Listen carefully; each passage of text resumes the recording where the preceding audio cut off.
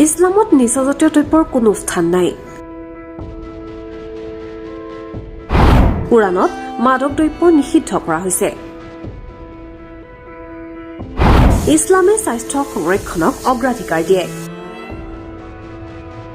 মুছলমানসকল আল্লাহৰ ওচৰত জবাবদিহি।